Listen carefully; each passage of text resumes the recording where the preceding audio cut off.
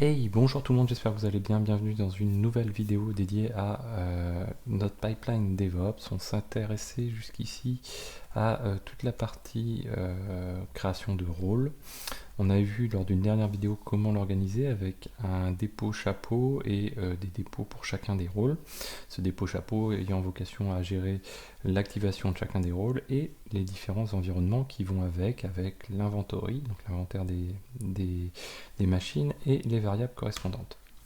Alors, aujourd'hui, on va s'intéresser donc à la partie assemblage quasi finale de notre CI/CD, DevOps. Pour ça, on va s'intéresser à la partie, on va ajouter ce volet de déploiement Ansible dans notre Ansible, dans notre Jenkins file, pardon. Donc pour ça, hop, je vais me rendre ici. Première chose, je vais aller chercher donc.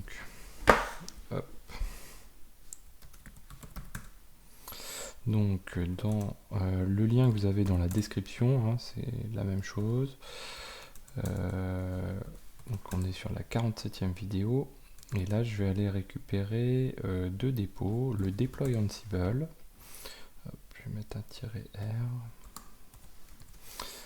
Hop, je récupère ici, voilà. Alors non, on va faire un MK CD vide 47, voilà. On recommence, voilà. Et ensuite, je vais récupérer aussi le dépôt qui contient le Jenkins file, qui est le dépôt MyApp. Donc là, ici, j'ai tout ce qu'il faut. Première chose, il nous manque le fait d'avoir un dépôt ici pour le deploy Ansible. Donc on va le faire. Deploy Ansible. Ici, on est dans le groupe MyPipeline. On le rend public, on le crée. Donc là, je vais copier le remote. Et hop. Voilà. Donc là, je me rends dans Deploy Ansible. Je fais un git init. Git add. Git commit-m. Et là, je dis que je fais un init. J'ajoute mon remote en question et je fais un git push. Git push -u origin master. Voilà, donc je pousse mon dépôt qui maintenant va être présent ici. Hop, voilà. Donc là, il est bien présent, très bien. Deuxième chose, je vais aller procéder à la modification de mon Jenkins file. Donc moi, je l'ai déjà modifié, on va le voir ensemble. Donc je vais me rendre. Donc ici, j'ai mon deuxième dépôt qui est le myapp 1. Je vais me rendre dans jenkinsfile.groovy. Et dedans, donc là je suis dans la branche de dev pour l'instant. On verra dans une autre vidéo comment on va mieux gérer encore les branches. Dans cette branche de dev, qu'est-ce que j'ai été rajouté? J'ai été rajouté cette partie-ci. Donc cette partie-ci, elle fait appel au plugin Ansible de Jenkins. Donc pour installer le plugin Ansible de Jenkins, vous allez sur votre Jenkins, vous allez dans Manage Jenkins, vous descendez, vous allez dans Manage Plugin. Vous allez, moi je l'ai déjà installé, vous allez dans Available, vous tapez Ansible. Donc là, pas Tower, il y en a un autre qui va s'afficher Ansible par défaut, moi il est déjà installé. Hop, ici, voilà, Ansible Plugin. Vous cliquez sur, vous faites Ansible, vous cochez le Ansible en question et vous cliquez sur Install without restart. Donc ça active le plugin Ansible et ça l'installe. Ce plugin Ansible, nous, on va lui dédier un stage supplémentaire qui commence ici et qui finit ici. Dans ce stage qu'on fait, c'est qu'on fait déjà un git clone de la branche master du dépôt deploy Ansible. Donc je vous rappelle, le dépôt deploy Ansible, lui contient, on va le revoir ici, le deploy Ansible, c'est celui qui contient l'inventory, le playbook, le requirement et le fichier d'environnement, avec les variables d'environnement pour chaque environnement, le dev, etc. Une fois qu'on a cloné cet élément-là, on va faire un mkdir du répertoire roles pour être sûr qu'il soit créé. D'ailleurs, on pourrait faire un mkdir-p, ce serait un peu mieux. Derrière, donc, on va pouvoir jouer le fichier de requirements comme on l'avait vu lors de la vidéo précédente. Donc ce fichier requirements, lui, il est chargé d'installer les 3 rôles. Donc le rôle Docker, le rôle d'install du service et le rôle de Postgres. Donc il installe ce rôle dans le répertoire rôle qu'on vient de créer. Ensuite, là, on fait vraiment appel au plugin Ansible. Donc ce plugin, il s'appelle Ansible Playbook. Donc on peut utiliser le Colorize True qui permet d'avoir de la couleur. On indique le playbook, le fichier playbook que l'on va jouer. Donc nous, en l'occurrence, c'est le install myapp.yml. C'est celui du deploy Ansible. Donc si on revient sur le deploy Ansible, voilà, c'est ce fichier-là, install myapp. Et c'est celui qui fait appel au Postgres et au groupe myapp1 qui s'adapte en fonction de l'environnement, en fonction de l'inventory. Ensuite, alors les crédentials ici, elles ne sont pas nécessaires. On va les supprimer, voilà. On va faire un host checking à false. Donc on va regarder ça rapidement. Et on va appeler l'inventory qui correspond à notre branch name. Donc si on remonte, quand on a mis en place au tout début notre Jenkins file, en fait, on a récupéré ici une variable qu'on a setée qui s'appelle branch name et qui est récupérée de la variable d'environnement qui est contenue dans env et qui s'appelle branch name en majuscule. Donc là, on utilise celle-ci pour dire, voilà, j'utilise le fichier d'inventory qui correspond à celui qui est dans env. Et ensuite, le branch name qui correspond, donc au début, on va travailler sur dev, et le fichier host qui est là. Voilà.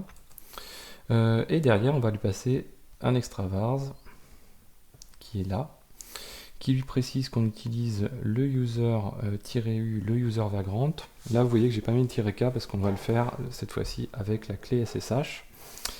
On indique ensuite derrière qu'on utilise, donc là c'est pas encore fonctionnel, il va falloir qu'on l'adapte lors de la prochaine vidéo, mais on le met déjà en place, on va passer à Ansible des variables d'environnement, donc une variable qui s'appelle image, qui va comprendre le chemin de l'image en question qu'on va déployer, et à une autre variable d'environnement qui s'appelle version et qui est la version de l'applicatif. Donc ça, c'est des éléments qu'on a récupérés par rapport à tout ce qu'on a seté juste au-dessus. Donc une fois qu'on a fait ça, on enregistre.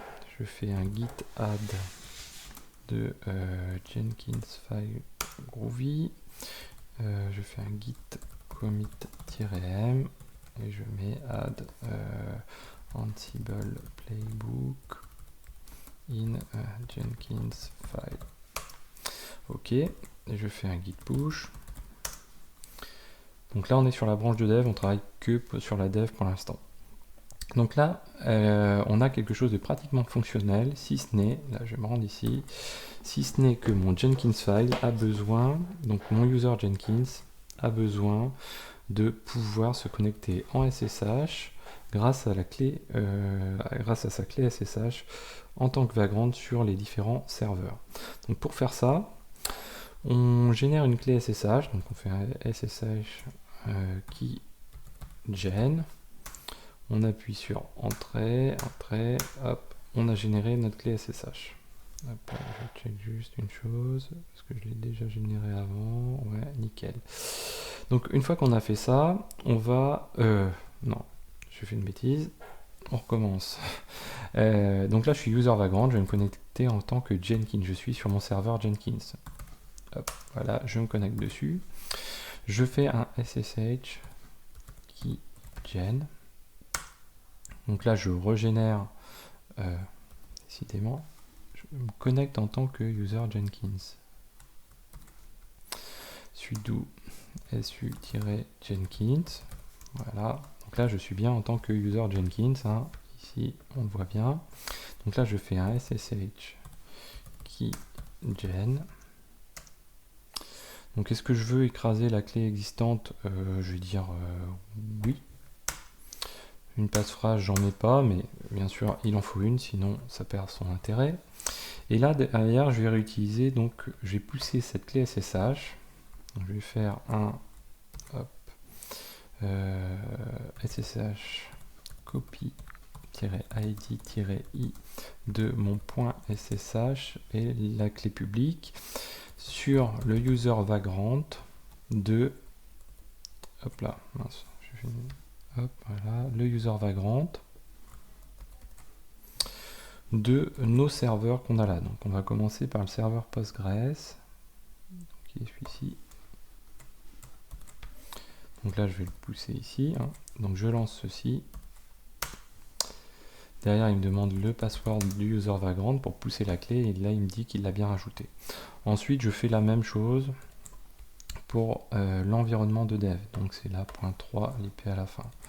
Donc l'environnement de dev, .3, hop, voilà, donc le password.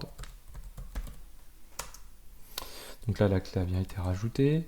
Je fais pareil donc sur donc la machine, la 4 et la 7. Donc je peux faire pareil sur la 4.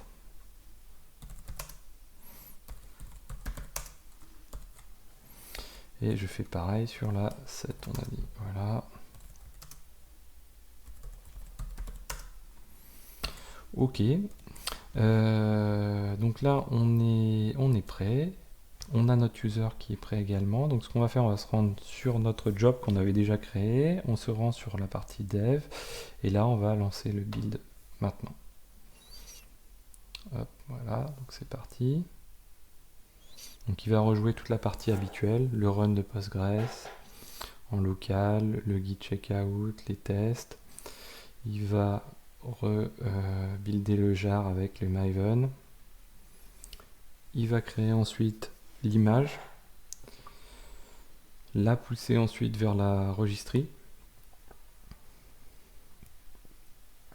Et après l'avoir poussé vers la registry, il va jouer le Ansible qui est là. Donc là, le Ansible est en train de se jouer. On le voit dans les logs au fur et à mesure. Donc on a passé la partie Postgres, on passe la partie installation de Docker en cours. Et là, vous voyez qu'il est dans la phase de retry, c'est la toute dernière tâche où il check s'il arrive à connecter l'applicatif, contacter l'applicatif et avoir une réponse de type 404 sur la home de notre API. Et voilà, donc là il vient de le faire, il a fini avec succès, pas de problème. Qu'est-ce qu'on a d'autre? Alors, on a une petite modif à réaliser au niveau de notre rôle. Donc, bon, on va le faire dans la prochaine vidéo. On va faire un petit clean dans la prochaine vidéo. On va repasser en vue le déroulement des versions au sein des variables. Ça fera l'objet de la prochaine vidéo. Voilà, donc j'espère que cette vidéo vous a plu. N'hésitez pas à en parler autour de vous. N'hésitez pas à regarder le Tipeee et mettre des pouces bleus, à commenter. Je vous dis à très bientôt sur Xavki.